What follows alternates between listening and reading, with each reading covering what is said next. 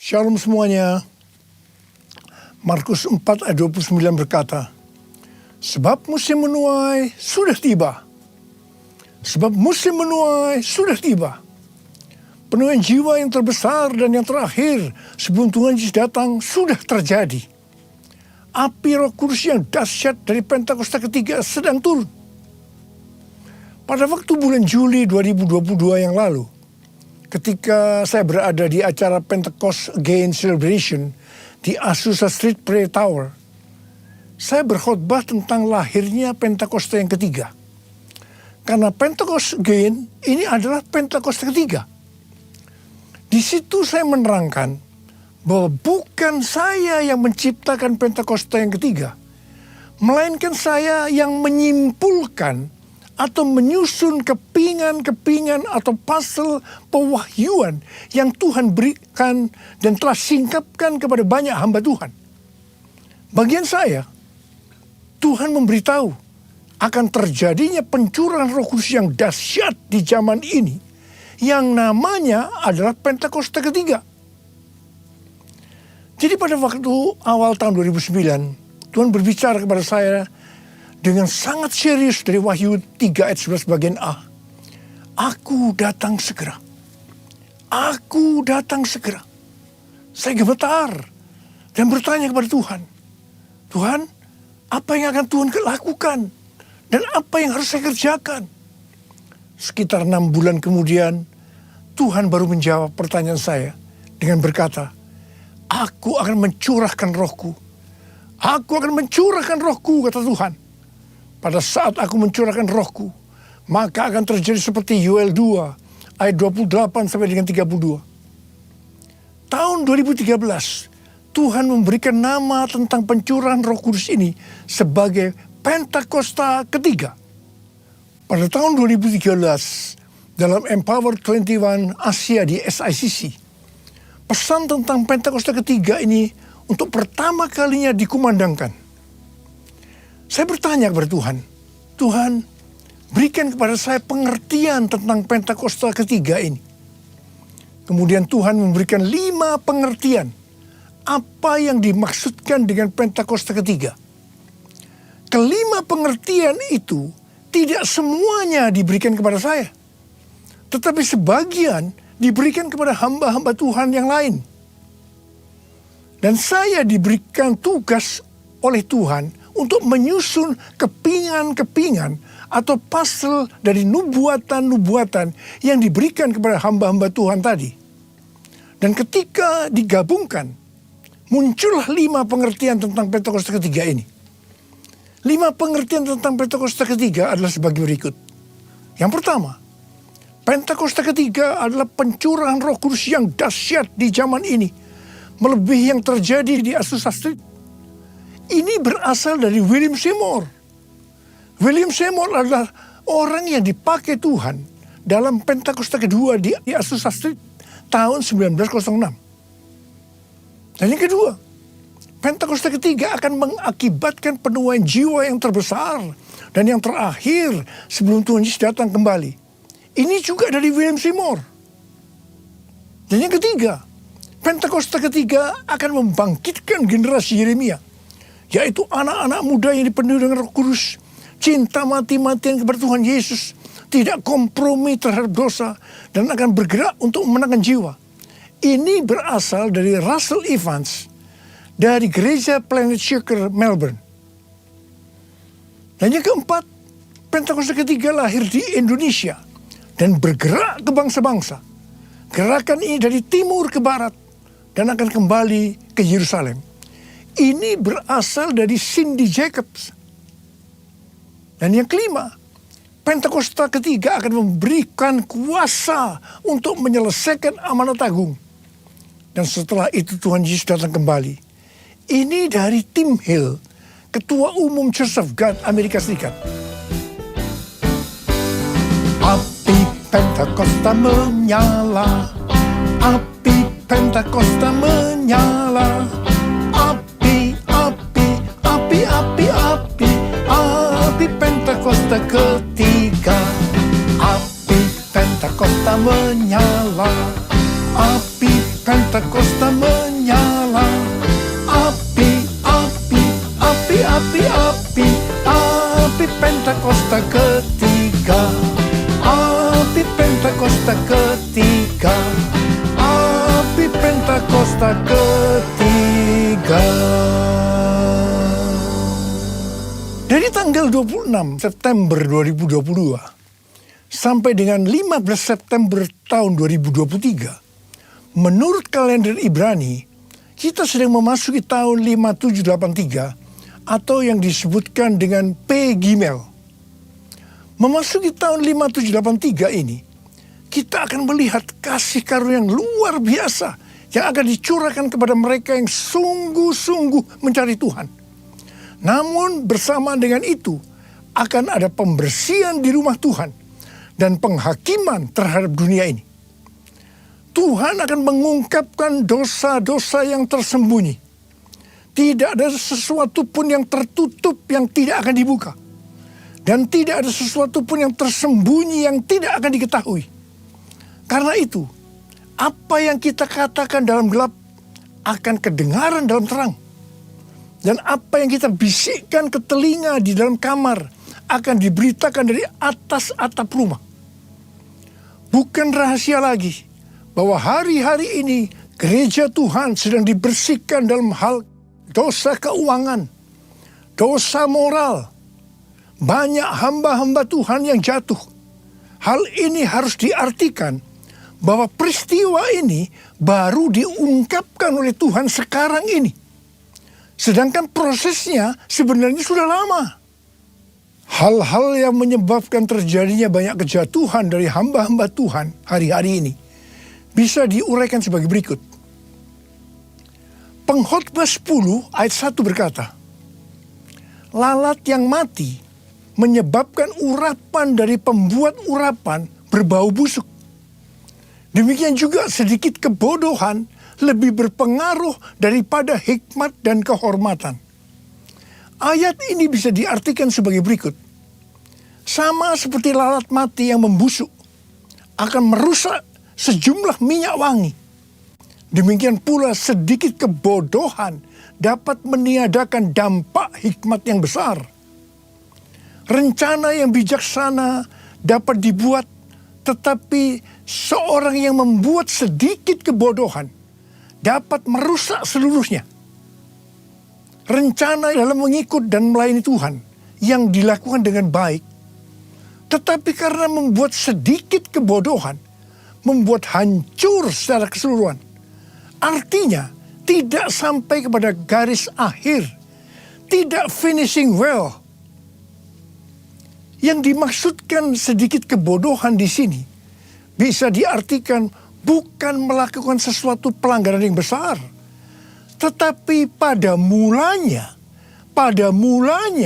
mengabaikan hubungan mereka dengan Tuhan. Sedikit demi sedikit akan merampas kasih, keintiman, kebijaksanaan, tekad yang mereka miliki, sehingga hal itu membuat mereka tidak setia kepada Tuhan. Dan tiba-tiba kehancuran datang. Harap digarisbawahi, jangan sampai mengabaikan hubungan dengan Tuhan. Pengabaian apa saja yang biasanya dilakukan dalam hubungannya dengan Tuhan? Yang pertama, tentang doa. Sejak dulu banyak orang yang mengukur kemajuan kerohanian kita dengan rutinitas waktu doa setiap hari. Tetapi hal ini tidak mengubah karakter kita. Kita bisa bersaat teduh, tetapi tanpa keintiman dengan Tuhan. Yang kedua, iblis kalau tidak bisa membuat kita menjadi jahat, maka dia akan membuat kita menjadi sibuk, semakin sibuk. Ada hamba Tuhan yang berkata bahwa kesibukan menghancurkan hubungan kita dengan Tuhan. Kalau kita lebih merasa senang pada waktu kita melayani pekerjaan Tuhan daripada waktu kita berada dalam hadirat-Nya, sebenarnya kita sedang melakukan sesuatu kompromi. Meskipun kelihatannya kualitas kerohanian kita hebat. Dan seiring dengan waktu, kepura-puraan akan mengikat kita. Kepura-puraan akan mengikat kita. Dan tiba-tiba kehancuran datang. Yang ketiga, melayani pekerjaan Tuhan. Kalau sudah menjadi rutinitas tanpa ada sukacita, roh yang menyala-nyala, itu tanda bahwa kita sudah tidak berada dalam track yang benar.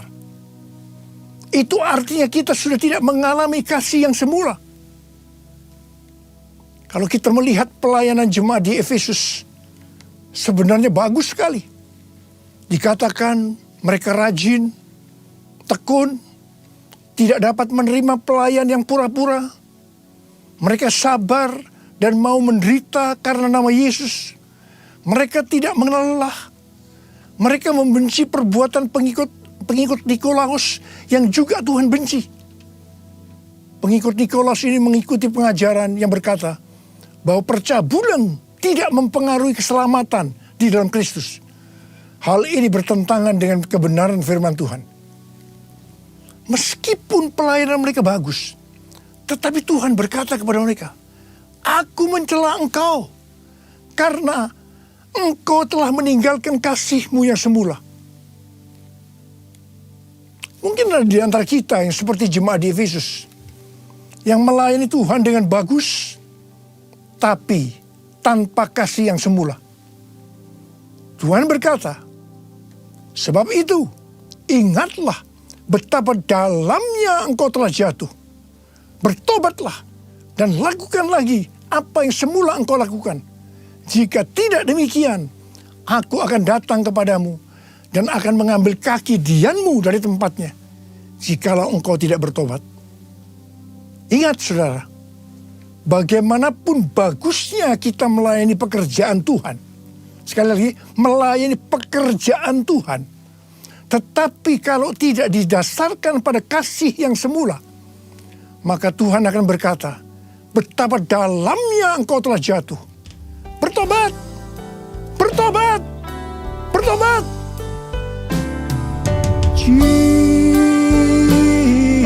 Jesus, Lord Jesus,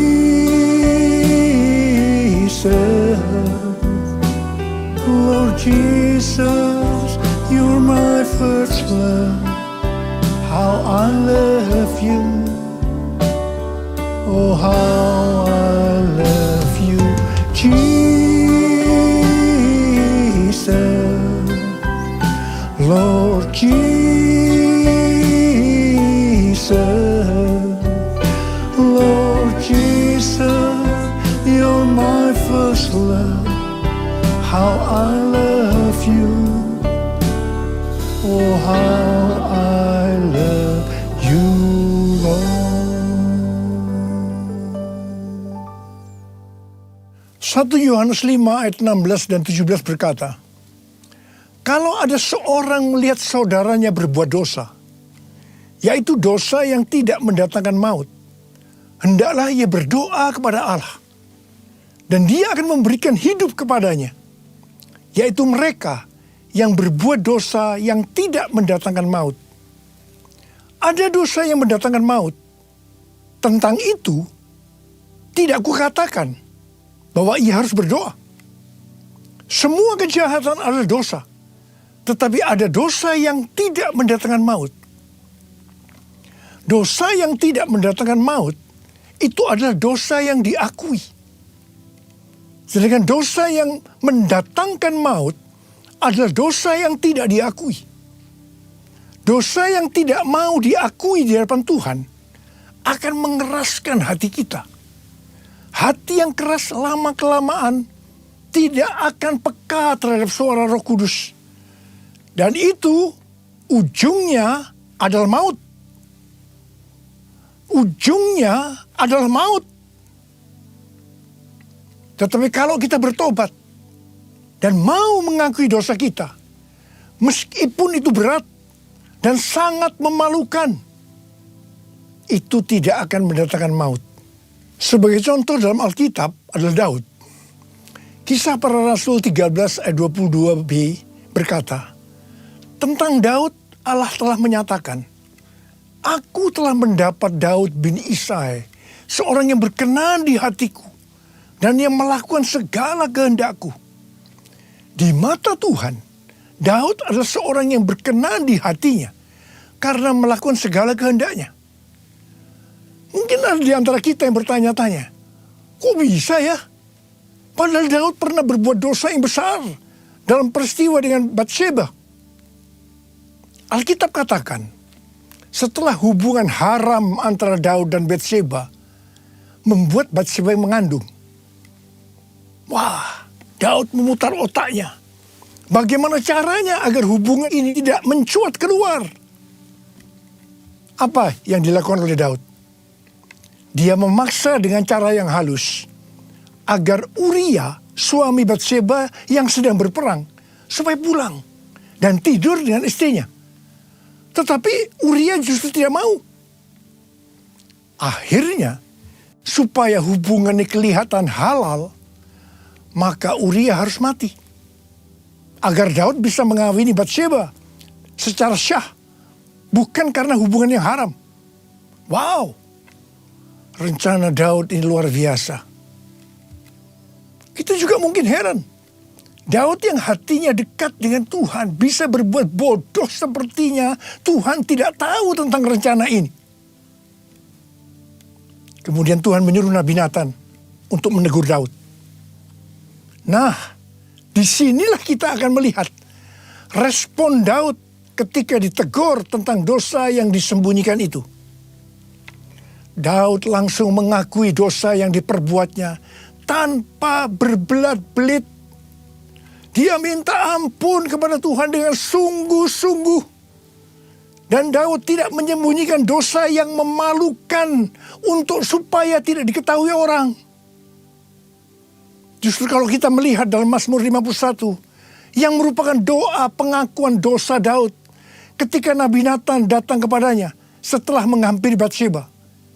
Dengan terang-terangan Daud mengakui di ayat yang ke-6 dengan berkata, terhadap engkau sajalah aku telah berbuat dosa dan melakukan apa yang kau anggap jahat. Daud tidak ragu-ragu untuk mengumumkan bahwa dia adalah seorang pembunuh. Dan ayat 16 yang berkata, lepaskanlah aku dari hutang darah ya Allah, Allah keselamatanku. Sepengetahuan saya, tidak banyak orang yang seperti Daud. Banyak orang yang begitu ditegur dosanya, dia berbelat-belit. Apalagi kalau orang itu mempunyai posisi yang tinggi, lebih mudah untuk berbelat-belit. Dia tidak mengakui dosanya. Ingat, kalau kita melakukan seperti itu, Alkitab tadi katakan, itu dosa yang mendatangkan maut. Tetapi kalau kita mengakui dosa kita, meskipun itu dosa yang besar, memalukan, justru di mata Tuhan, itu merupakan dosa yang tidak mendatangkan maut. Tidak heran kalau kita melihat kehidupan Daud. Dia disebut orang yang berkenan di hati Tuhan, karena dia melakukan segala kehendak Tuhan. Dan yang lebih hebat lagi, Alkitab katakan, Yesus disebut anak Daud. Saya akan ingatkan kepada saudara, jangan menyembunyikan dosa. Sebab itu akan diungkapkan oleh Tuhan dengan cara yang tidak bisa kita mengerti. Dan yang lebih penting lagi, kalau kita mengaku dengan jujur di hadapan Tuhan, meskipun dosa itu sangat memalukan, dosa itu tidak akan mendatangkan maut.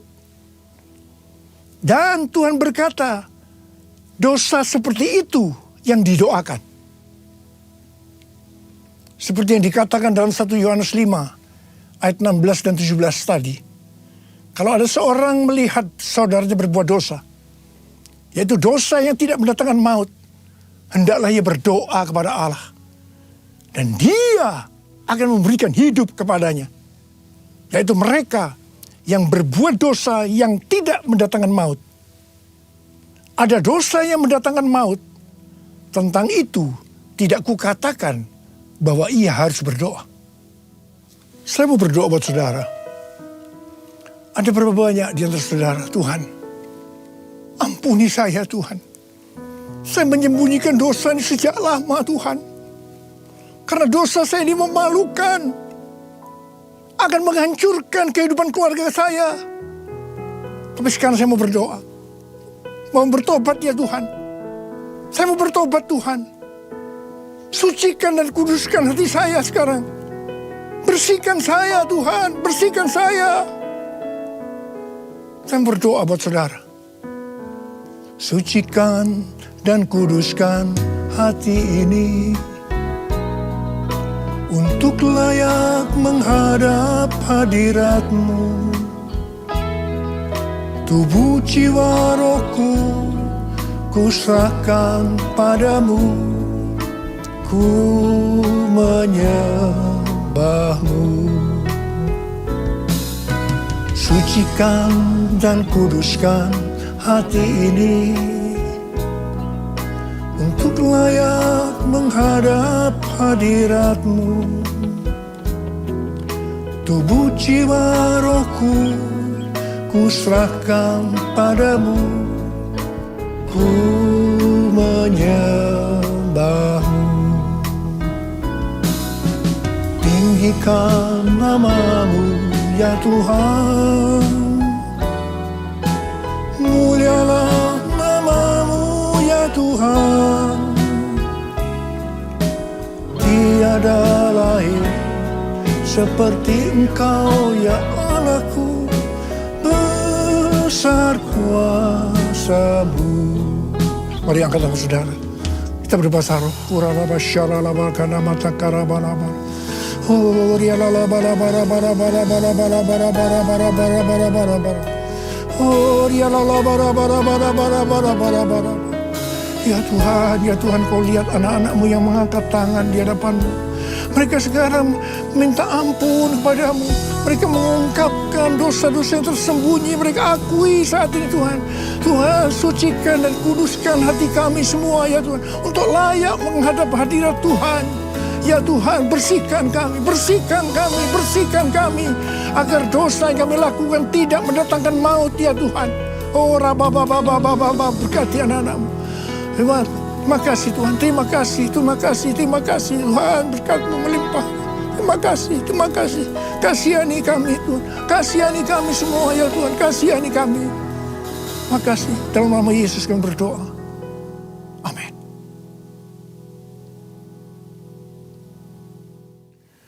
Mari saudara-saudara, kita akan masuk dalam perjamuan kudus.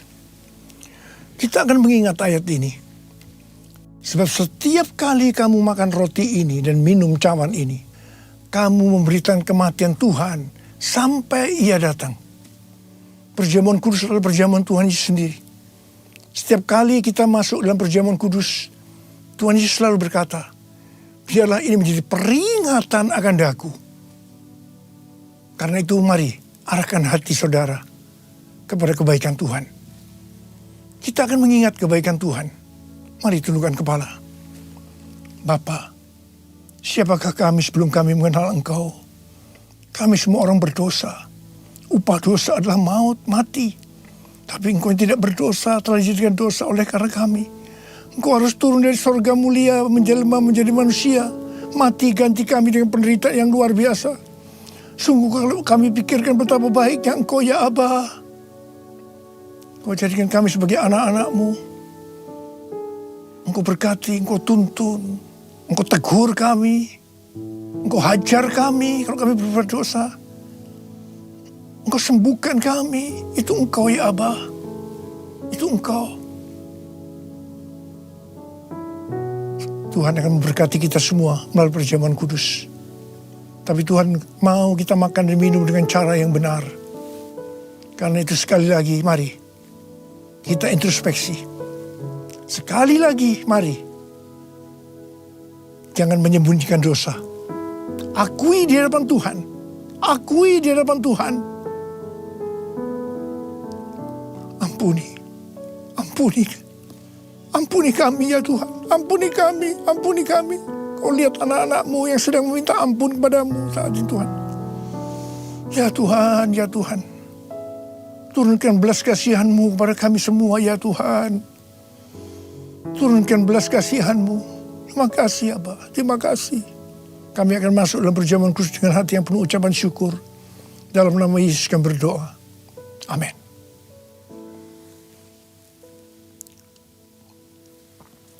Sekarang mari kita angkat roti di tangan kanan kita tinggi-tinggi.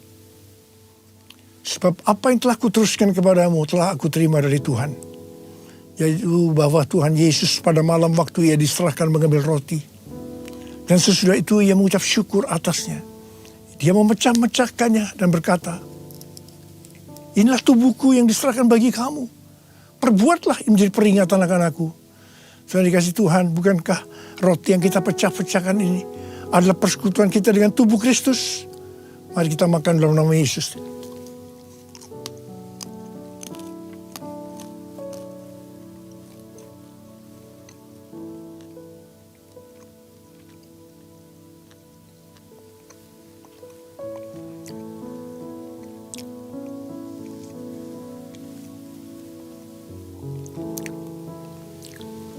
Sekarang angkat cawan di tangan kanan kita tinggi-tinggi.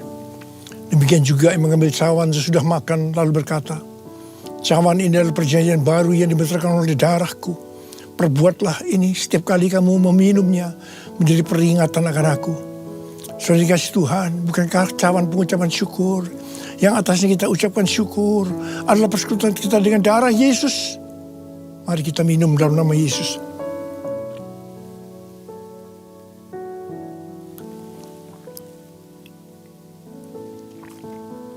Mari angkat tangan kita, ucapkan syukur dengan suara.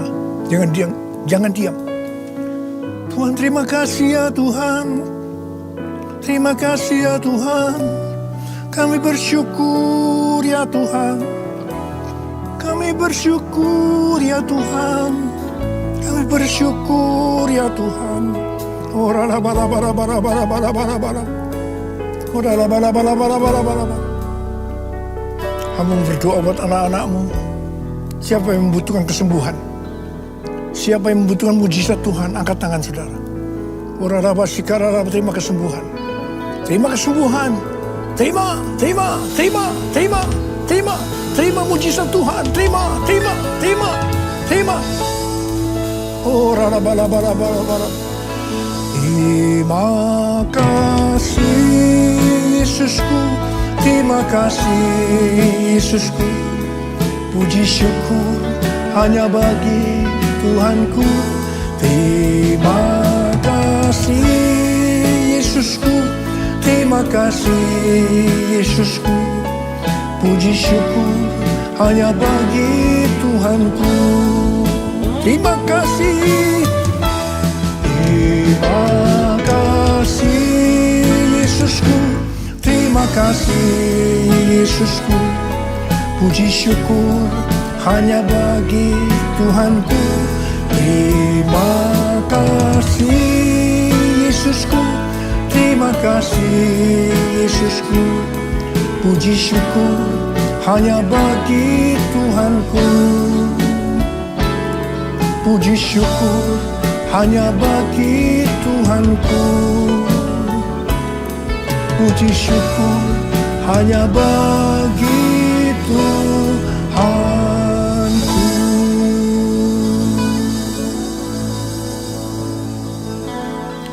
Sekarang terimalah berkat Tuhan.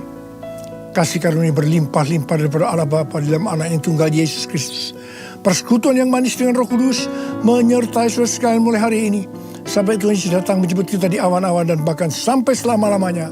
Yang percaya bersama-sama katakan, Amin.